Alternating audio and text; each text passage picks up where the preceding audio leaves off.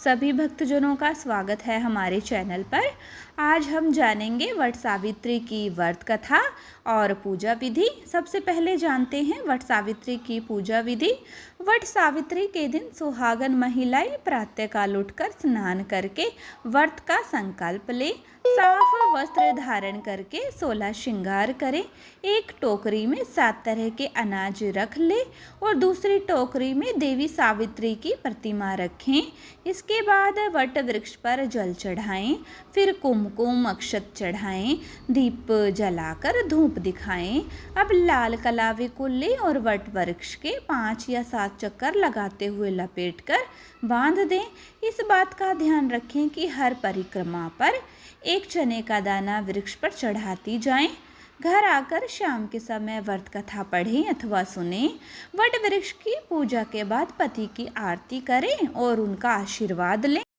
चलिए अब सुनते हैं वट सावित्री व्रत कथा।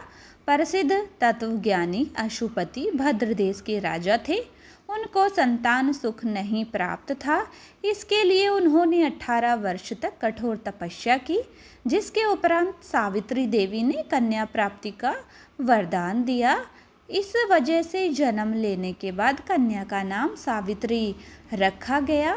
कन्या बड़ी होकर बहुत ही रूपवान हुई। योग्य वर न मिलने की वजह से राजा दुखी थे।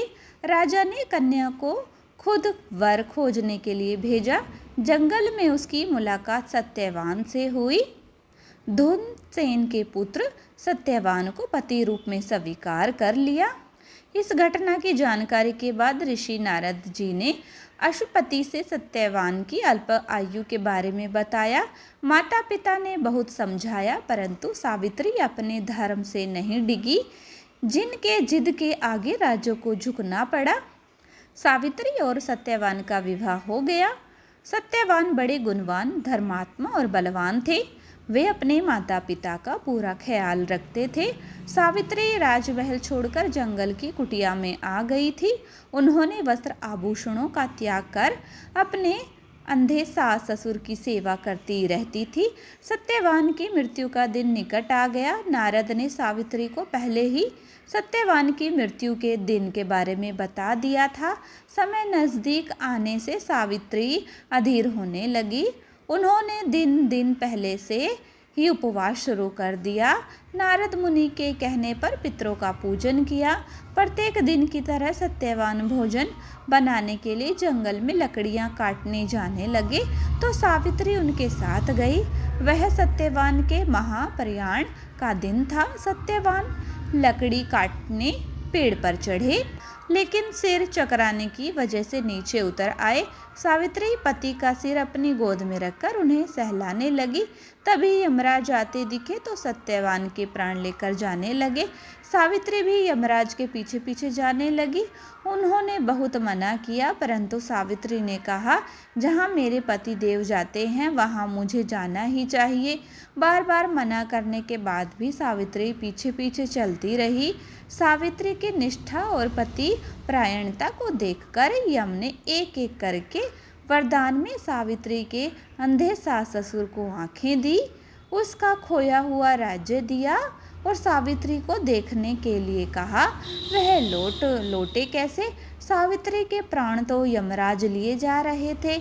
यमराज ने फिर कहा कि सत्यवान को छोड़कर चाहे जो मांगना चाहे मांग सकती हो। इस पर सावित्री ने 100 संतानों और सौभाग्यवती का वरदान मांगा। यम ने बिना विचारे प्रसन्न होकर तथास्तु बोल दिया। वचनबद्ध यमराज आगे बढ़ने लगे। सावित्री ने कहा कि प्रभु, मैं एक पतिव्रता पत्नी हूँ और आपने मुझे पुत्रवती होने का आशीर्वाद दिया है। यह सुनकर यमराज को सत्यवान के प्राण छोड़ने पड़े। सावित्री उसी वट वृक्ष के पास आ गई जहाँ उसके पति का मृत शरीर पड़ा था। सत्यवान जीवित हो गए। माता पिता को दिव्य ज्योति प्राप्त हो गई और उनका राज्य भी वापस मिल गया। इस प्रकार सावित्री सत्यवान चिरकाल तक राज्य सुख भोगते रहे। अतः पतिव्रता सावित्री की तरह ही अपने सास ससुर का उचित पूजन करने के साथ ही अन्य विधियों को प्रारंभ करें। वट सावित्री व्रत करने और इस कथा को सुनने से व्रत रखने वालों के वैवाहिक जीवन के सभी संकट टल जाते हैं।